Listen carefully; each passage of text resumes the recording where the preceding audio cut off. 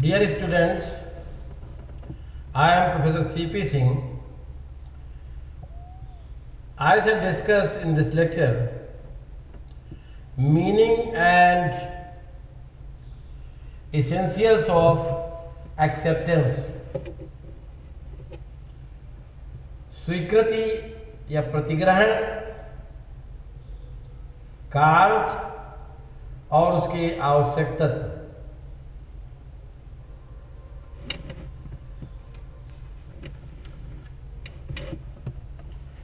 Acceptance जो है offer को एग्रीमेंट में कन्वर्ट कर देती है। जो प्रसिद्ध जूरिस्ट हैं एंसन महोदय, वो कहते हैं कि ऑफर का, इस एक्सेप्टेंस का ऑफर के साथ वही रिलेशन है जो जलती हुई माचिस की तीली का बारूद की गाड़ी के साथ। इट मीन्स जैसे बारूद की गाड़ी का माचिस की तीली से संपर्क होता है तो वो बारूद नहीं रह जाती, उसका फार्म बदल जाता है, उसका रूप बदल जाता है। उसी तरीके से स्वीकृति जो है या ऑफर का जो संपर्क एक्सेप्टेंस से होता है तो वो ऑफर नहीं रह जाता, बल्कि जो है कॉन्ट्रैक्ट या एग्रीमेंट में कन्वर्ट हो जाता है। Section 2B defines when the person to whom the proposal is made signifies his assent thereto, the proposal is said to be accepted. A proposal when accepted becomes a promise. कहने का मतलब है when the person, suppose कीजिए आप, proposal is made, मेरे द्वारा आपको proposal भेजा गया है और आप अपनी जो है असेंट ऑफर के प्रति दे देते हैं, तो जैसे ही आप अपनी असेंट कंसेंट दे देते हैं ये कहा जाएगा कि ऑफर एक्सेप्ट हुआ। जैसे सपोज कीजिए आप अपनी गाड़ी बेचने का 2 लाख में हमको प्रस्ताव भेजते हैं, तो जैसे ही जो है हम अपनी सहमति दे देंगे कि हम तैयार हैं 2 लाख में आपकी गाड़ी खरीदने के लिए, तो ये कहा जाएगा आपका ऑफर एक्सेप्ट हुआ जो है। और जो ऑफर है एक्सेप्ट होते ही वो प्रॉमिस में कन्वर्ट हो जाएगा।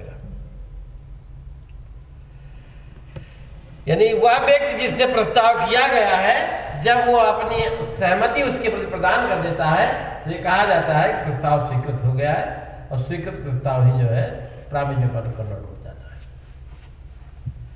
कहने का मतलब यह है कि कोई प्रस्ताव तभी स्वीकृत होगा, कोई ऑफर एक्सेप्टेंस तभी बनेगा, एक्सेप्टेंस कन्वर्ट होगा जब एक व्यक्ति ने दूसरे व्यक्ति को कोई प्रस्ताव या ऑफर दिया हो और उस दूसरे व्यक्ति ने उस ऑफर को एक्सेप्ट कर लिया हो या अपनी कंसेंट उसके प्रति दे दी हो। जैसे हमने बताया कि मैंने आपको कोई ऑफर दिया है, एक व्यक्ति ने दूसरे व्यक्ति को, दूसरा ये कि आपने हमारा ऑफर एक्सेप्ट कर लिया है, तो ये माना जाएगा कि एक्सेप्टेंस हो गई उस ऑफर। इसेंशियल्स क्या है? ऑफर मस्ट बी कम्युनिकेटेड प्रस्ताव का जो है कम्युनिकेट किया जाना जरूरी है ऑफरी को। टू बी में जो वर्ड है सिग्निफाइज वर्ड इसी बात पर जोर देता है कि acceptance consent to be offer should be signified. नहीं, आप जो ऑफर है, आप एक्सेप्टेंस है, ऑफर द्वारा कम्युनिकेट की जानी जरूरी है। जब तक कम्युनिकेट नहीं की जाएगी, मन में एक्सेप्ट करने से वो एक्सेप्टेंस नहीं होने जाएगा। मैनिफेस्टेशन जरूरी है। Mere mental declaration to accept is not acceptance. मन में ही सोचते रहे कि एक्सेप्ट कर लेंगे, ऑफर आया एक्सेप्ट कर लेंगे, तो एक्सेप्टेंस नहीं हो जाएगी जब तक कि आप कम्युनिकेट नहीं करेंगे। सपोज कीजिए आपने कोई लैंड है, उसको 20 लाख में परचेज करने के लिए ऑफर दिया है। जो जिसको ऑफर दिया है वो अपने वकील से जो है राय वाय लेता है, सलाह लेता है खरीदें कि नहीं खरीदे। वो कह भी देता है खरीद लो, लेकिन जिसको आपने ऑफर दिया है वो अपनी एक्सेप्ट भेजता नहीं है, वकीलें तक रह जाती है, उसी तक रह जाती है, कम्युनिकेट नहीं करता है। तो दिस इज नो एक्सेप्टेंस, ये एक्सेप्टेंस नहीं है। और जब तक एक्सेप्टेंस कम्युनिकेट ना हो तब तक एक्सेप्टेंस नहीं मानी जाती है। ब्रॉगडन वर्सेस मेट्रोपॉलिटन रेलवे के कंपनी के केस में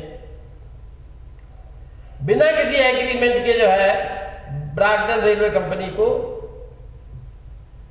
कोल सप्लाई करता रहता था। बाद में हुआ कि फॉर्मल एग्रीमेंट कर लिया जाए। दोनों के ब्रॉगडन के और रेलवे कंपनी के एजेंट कनेक्ट हुए, एक ड्राफ्ट तैयार किया और ब्रॉगडन द्वारा उसका अप्रूवल भी दिया जाएगा। उसने रेलवे के मैनेजर को वो ड्राफ्ट एक्सेप्टेंस के लिए भेज दिया। रेलवे के मैनेजर ने जो है वहीं ड्रार में टेबल के वो डाल दिया, वो वहीं पड़ा रहा। कोई एग्रीमेंट नहीं हुआ, कोई अप्रूवल, कोई नोटिस सिग्निफाई नहीं की गई। तो इसमें कहा गया कि कोई भी जो है ये कॉन्ट्रैक्ट नहीं होगा, क्योंकि एक्सेप्टेंस कम्युनिकेट नहीं की गई थी। दूसरा है कि एक्सेप्टेंस कम्युनिकेट तो हुई, acceptance must be communicated to the offeror himself. Offeror को ही ऑफरी भेजे, उसके पड़ोसी को भेजेंगे तो कोई एक्सेप्टेंस नहीं होगी, किसी और को भेजेंगे तो नहीं होगी। जब तक जो है जिसने ऑफर भेजा था उसी को एक्सेप्टेंस भेजी जानी चाहिए। ऑफरर के दोस्त को, ऑफरर के घर वाले को, ऑफरर के फादर को एक्सेप्टेंस भेजना एक्सेप्टेंस नहीं कहेंगे। जिसने ऑफर दिया है एक्सेप्टेंस भी उसी को कम्युनिकेट की जानी चाहिए। फेल्डाउ वर्सेस बिंडले का एक केस है, चाचा और भतीजे के बीच। चाचा ने प्लेंटिफ ने अपने नेफ्यू को एक लेटर लिखा कि वो उसके घोड़े को 30 पाउंड 15 शिलिंग में खरीदना चाहता है, और ये भी लेटर में लिखा कि यदि कोई रिप्लाई नहीं आती है तो ये मान लेगा कि 30 पाउंड में घोड़ा उसका हो गया, 30 पाउंड 15 शिलिंग। नेफ्यू द्वारा कोई रिप्लाई नहीं दी गई, हालांकि उसने नेफ्यू ने अपने एजेंट से कह दिया था कि फला घोड़ा मत बेचिएगा, वो चाचा को देना है। बाई मिस्टेक एजेंट ने किसी और को बेच दिया। ब्रीच ऑफ एग्रीमेंट का मुकदमा चाचा ने भतीजे पर कर दिया। आप वकील हैं, बताइए कॉन्ट्रैक्ट हुआ था कि नहीं हुआ था? कॉन्ट्रैक्ट नहीं हुआ था क्योंकि भतीजे ने अपनी जो है एक्सेप्टेंस नहीं भेजी थी। उसने अपने एजेंट को जरूर बताया था, लेकिन ऑफरर को नहीं भेजी थी, अपने चाचा को नहीं भेजी थी। इसलिए कोई भी जो है कहेंगे कि कोई भी कॉन्ट्रैक्ट नहीं हुआ था। और इस तरीके की शर्त भी आप जो है ऑफरर द्वारा नहीं लगाई जा सकती, इम्पोज की जा सकती है। यदि कोई रिप्लाई नहीं आई तो मान लेगा कि वो ऑफर एक्सेप्ट हो गया है। तीसरा एसेंशियल है However, if the offer is made by an agent on behalf of the principal, then the acceptance may be communicated either to the principal or agent. कहने का मतलब है कि ये ऑफर जो है मालिक की ओर से एजेंट ने भेजा है, तो एक्सेप्टेंस चाहे फिर मालिक को भेजे चाहे एजेंट को भेजे, किसी को भी तब हो सकता है। फिर है नेक्स्ट है the acceptance must be communicated bye a person who has authority to accept। स्वीकृति की सूचना उस व्यक्ति से मिली हो, भेजी हो उसने, जिसे एक्सेप्ट करने का राइट हो। एक्सेप्टेंस उस व्यक्ति द्वारा भेजी जानी चाहिए जिसे एक्सेप्ट करने का राइट है। कोई अनी अदर पर्सन जो है एक्सेप्टेंस भेजता है तो वो वैलिड एक्सेप्टेंस नहीं होगी। जैसे आपने कोई ऑफर हमको दिया था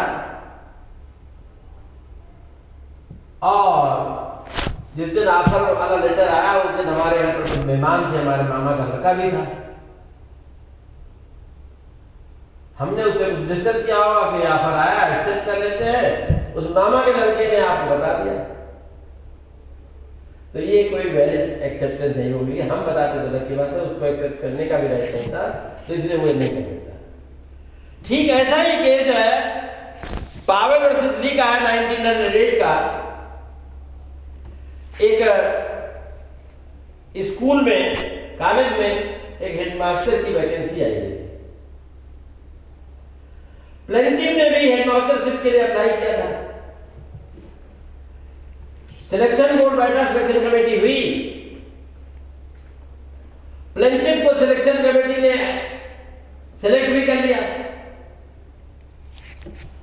इसकी सूचना जो है कमेटी के एक मेंबर ने, प्राइवेट ग्रुप में कोई असाइन नहीं थे, उन्होंने प्लेंटिव को बता दिया कि आपको सेलेक्ट कर लिया गया है।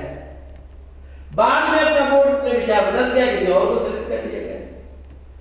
तो कोर्ट ने जो है इस स्थिति में जो है ब्रीच ऑफ एग्रीमेंट का मुकदमा कोर्ट में वो करता है प्लेंटिव। बताइए आप उसके वकील हैं, क्या करेंगे? दिलवा देंगे हेडमास्टरशिप? ब्रीच ऑफ एग्रीमेंट हुआ? कोई ब्रीच ऑफ एग्रीमेंट नहीं हुआ, क्योंकि जो उसको सूचना मिली थी वो न तो बोर्ड का सेक्रेटरी था, न बोर्ड के जो है मेंबर, वो था अध्यक्ष था, न ऑथराइज पर्सन था बोर्ड का, इसलिए उसे जो है सूचना देने के लिए उसे राइट ही नहीं था। किसी गलत व्यक्ति को यदि एक्सेप्टेंस भेजते हैं, उसके जब पड़ोसी को मिल जाए, उसके दोस्त को मिल जाए, उसके रिश्तेदार को मिल जाए आप उनके, तो ये जो है एक्सेप्टेंस नहीं करेंगे। करण सिंह वर्सेस कलेक्टर खदरपुर के केस में जो है ये हुआ कि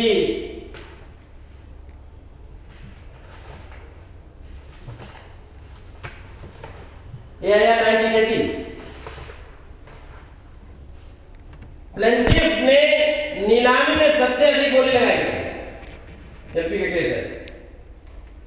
एडवांस भी जमा किया था, उस समय उसकी बोली को एक्सेप्ट नहीं किया गया। बाद में कलेक्टर ने उसकी बोली को एक्सेप्ट कर लिया, लेकिन एक्सेप्टेंस प्लेंटिफ को निवेश करके पिटीशनर को निवेश किसी और को भेज दी। और इस गलती का, मिस्टेक का पता तब लगा जब वो लीज की अवधि भी खत्म हो गई, बाद में काफी समय लगा। और पिटीशनर से जो है लीज की धनराशि मांगी गई, तो उसने रिट फाइल की, क्योंकि वो लीज की धनराशि देने के लिए बाउंड क्यों नहीं है, और बाउंड ही नहीं है, साथ साथ जो है उसने जो जमा किया था वो भी इंटाइटल है प्राप्त करने के लिए, काम बाद में नहीं देने के लिए, लेकिन हम वो भी इंटाइटल हमने एडवांस दिया था। कोर्ट ने जो है कहा कि पिटीशनर जो है लीज की धनराशि का पेमेंट करने के लिए बाउंड नहीं था, बल्कि वो अपना एडवांस वापस पाने का हकदार था, क्योंकि गवर्नमेंट और पिटीशनर में कोई कॉन्ट्रैक्ट ही नहीं हुआ था। जो सूचना कलेक्टर द्वारा भेजी गई एक्सेप्टेंस की, वो पिटीशनर को भेजकर किसी और को भेज दी गई।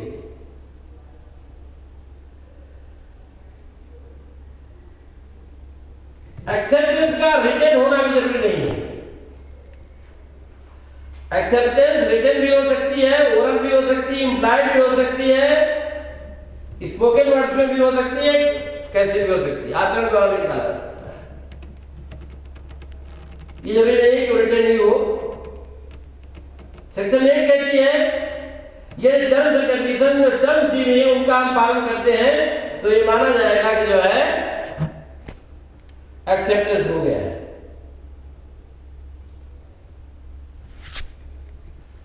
जैसे हिंदुस्तान कोऑपरेटिव सोसाइटी और श्याम सुंदर का केस है AIR 1952। एक इंश्योरेंस कंपनी ने अपनी बिगिनिंग की फॉर्मेलिटी पूरी करी, फिर ऑफरर को एक सूचना भेजी कि 6 माह की किस्तों के साथ ऑफरर भेजता है तो उसको एक्सेप्ट कर लिया जाएगा। 6 माह की एडवांस में मांगी बीमा कंपनी ने किस्तें, ऑफरर ने कंपनी की जो है सारी कंडीशन फुलफिल कर दी, 6 माह की किस्तें भेज दी। बीमा कंपनी ने वो चेक कैश भी करा लिया, लेकिन ऑफरर को कम्युनिकेट नहीं किया। इधर ऑफरर की डेथ हो गई। बताइए, सक्सेसफुल सूट फाइल किए बीमा कंपनी पर तो एक्सेप्टेंस हो गई थी। हाँ, एक्सेप्टेंस हो गई थी क्योंकि बीमा कंपनी ने वो चेक कैश करा ली थी, वो एक्सेप्टेंस के लिए सफिशिएंट थी।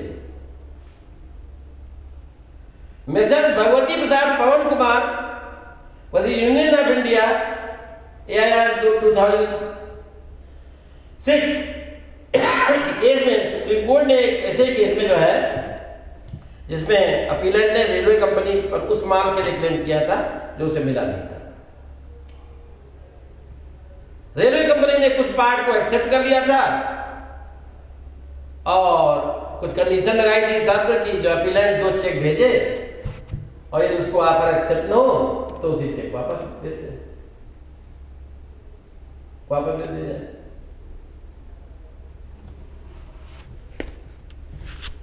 हाँ ना, अब जो है चेक वापस नहीं आए तो मान लिया जाएगा कि रेलवे ने भुगतान कर दिया है, अपीलेंट ने चेक भुनवा दिया। तो अभी माना गया कि अपीलेंट अब आगे कोई क्लेम नहीं कर सकता है क्योंकि रेलवे कंपनी ने जो चेकें जो भेजी थी वो उसने कैश करा ली थी। इसका मतलब रेलवे कंपनी के ऑफर को उसने एक्सेप्ट कर लिया था। इसी तरीके से LIC ऑफ इंडिया और R वासी रेड्डी 1984 के केस में सुप्रीम कोर्ट ने वो इस प्रश्न पर डिसाइड करना था कि क्या बीमा प्रीमियम को प्राप्त करना या उसे रोके रहना, प्रस्ताव का उत्तर देने में विलंब करना प्रस्ताव की स्वीकृति माना जा सकता है। प्रीमियम को प्राप्त करना, उसे रोके रहना, प्रस्ताव का उत्तर देने में विलंब करना जो है वो एक्सेप्टेंस मान सकते हैं। इसमें डिसीज ने दिसंबर जो है 60 में 50,000 का बीमा करवाने का ऑफर दिया था LIC को। 300 रुपए 220 के 2 चेक भी दिए थे। LIC ने 61 में उसको जनवरी में कैश भी करा लिया था और उसके बाद जो है अगले दिन जो है ऑफर की डेथ हो गई। डिसीज पर्सन की जो ऑफर की विडो थी उसने बीमा धनराशि मांगी। LIC की ओर से आर्गुमेंट दिया कि अभी कंटेक्ट नहीं हुआ था क्योंकि ऑफर को जो सर्किल मैनेजर हैं उनके द्वारा एक्सेप्ट किया जाना बाकी था। उनका कहना था कि दोनों चेकों की धनराशि नियमानुसार सस्पेंस खाते में पड़ी थी, प्रीमियम अकाउंट से कराया नहीं गया था। कोर्ट ने कहा बीमा कंपनी धनराशि का भुगतान करने के लिए बाध्य नहीं थी क्योंकि संविदा पूरी नहीं हुई थी। न्यायालय कहना था कि उत्तर का स्वीकृति का उत्तर देने में विलंब किए जाने की पहली दृष्टि में स्वीकृति नहीं माना जा सकता, यानी कुछ डिले हुआ है एक्सेप्टेंस भेजने में तो पहली दृष्टि में कोर्ट ने कहा कि एक्सेप्टेंस नहीं। इसी तरीके से बॉम्बे हाई कोर्ट ने केस में कहा कि बीमा प्रीमियम की रसीद दे देना ही स्वीकृत नहीं माना जा सकता जब तक कि बीमा प्रीमियम की रकम को सस्पेंस खाते में रखा तब तक संविदा पूरी नहीं होती है। नेक्स्ट है acceptance must B absolute and unqualified. स्वीकृति का पूर्ण होना या आत्यंतिक होना, शर्त रहित होना आवश्यक है। Absolute and unqualified. A valid contract arises only if the acceptance is absolute and unqualified. It means the acceptance should be in toto. यानी all the terms of the offer and without any conditions. कोई condition नहीं लगा सकते, कोई variation terms condition में नहीं change कर सकते, और जैसे ही कोई चेंज करेंगे वो जो है काउंटर ऑफर होगा, ओरिजिनल ऑफर खत्म हो जाएगा और उसे जो है रिवाइव नहीं किया जा सकता। जैसे Nihal Chand versus Amarnath AIR 26 our के केस में ए ने 70,000 में अपना घर बेचने का ऑफर दिया, बी ने उसे लिखा कि वो 60,000 में परचेज करने के लिए तैयार है। This is counter offer and not acceptance. No, if we accept the original offer to buy the house in 70,000 also, or 60,000 also, it will not be bound to sell the house because we counter offer has put an end to the original offer of it. If only part offer is accepted, then acceptance is invalid and without any legal effect. इस case में जो है रमन भाई और घाती नाम का case है, Bombay high court का 1918 का। एक आदमी ने शेयर खरीदने के लिए कंपनी में अप्लाई किया। जो शेयर की एप्लीकेशन थी उसमें एक प्रोविजन था कि A should also be appointed as cashier in the company. जो ऑफरर है ए, उसको कंपनी का कैशियर भी बनाया जाएगा जो परचेज करता है। कंपनी ने तो शेयर परचेज करने की एप्लीकेशन एक्सेप्ट कर ली, अलॉट भी शेयर कर दिया, लेकिन कैशियर जो है अपॉइंट नहीं किया। It was here the acceptance is not valid and the whole offer is not accepted. Part में नहीं एक्सेप्ट करेंगे, करेंगे तो पूरा, और नहीं तो करेंगे हाफ में करते तो पूरा माना जाएगा। तो मेनली जो है एक्सेप्टेंस। एक और केस बता दे, उत्तर Pradesh Rajkiya Nirman Nigam versus Hindu private limited AIR 1996 supreme court case है। ए ने बी से टेंडर द्वारा ऑफर किया था, जिसे बी ने काफी महत्वपूर्ण परिवर्तन करने के बाद उसे एक्सेप्ट किया। इसके बाद ए और बी के बीच कोई पत्र व्यवहार नहीं हुआ। कोर्ट को डिसाइड करना था कि चुप रहना एक्सेप्टेंस माना जाएगा। कोर्ट ने कहा बी द्वारा ए को जो एक्सेप्टेंस भेजी गई थी वो काउंटर ऑफर था, जिसे ए ने स्वीकार नहीं किया, इसलिए ए और बी के बीच कोई भी संविदा नहीं हुई। यहां आपको बता दें, एक्सेप्टेंस कम्युनिकेट की गई है तो ऑफरर को चाहे मिले कभी या न मिले, माना यही जाएगा कि एक्सेप्टेंस जो है हो गई है। बस ऐसे प्रूव करना होगा कि हमने एक्सेप्टेंस का लेटर भेजा था, मिले या नहीं।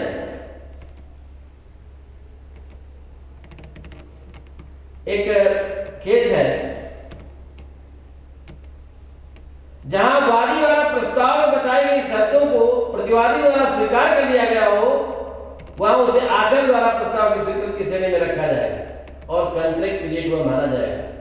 S Butail and company versus Himachal Pradesh state forest corporation AIR 2002 के केस में जो है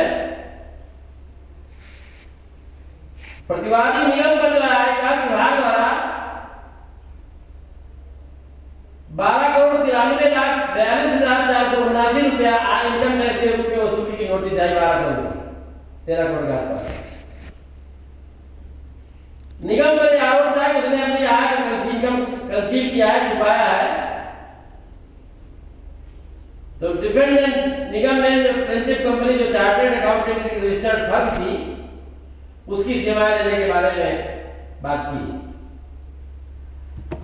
तो एडवाइजरी, तो प्लेंटिफ कंपनी ने जो चार्टर्ड कंपनी फर्म थी उसने जो है डिपेंडेंट निगम को ये सजेस्ट किया कि अपनी voluntary disclosure income scheme VDI 1997 के अधीन अपनी जो इनकम डिक्लेयर कर दें। प्लेंटिफ ने यह भी लिखा कि उसे जो है इसके लिए आयकर के रूप में 1,25,50,510 रुपया देना पड़ेगा और प्लेंटिफ की सर्विसेज 1% होगी। 1% हम लोग कमीशन लेंगे इसके बारे में। उसने ये भी लिखा निर्णय तुरंत बताया जाए क्योंकि 31 दिसंबर 97 तक ये प्लानिंग थी, योजना थी, स्कीम थी की।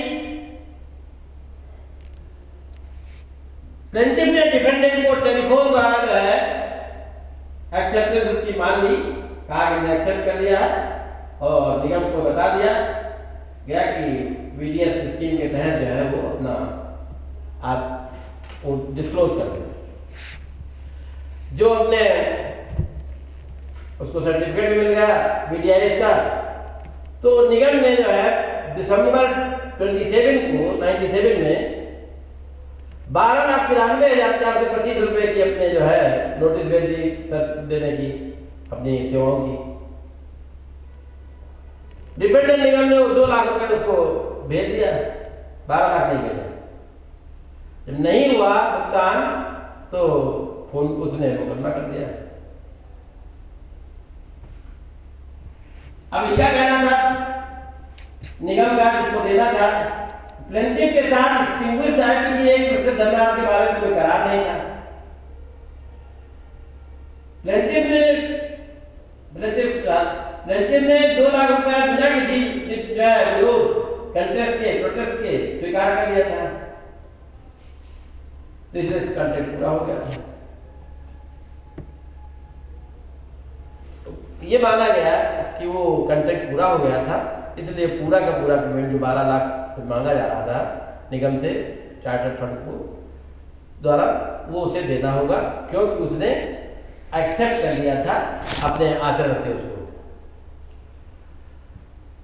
Thank you very much.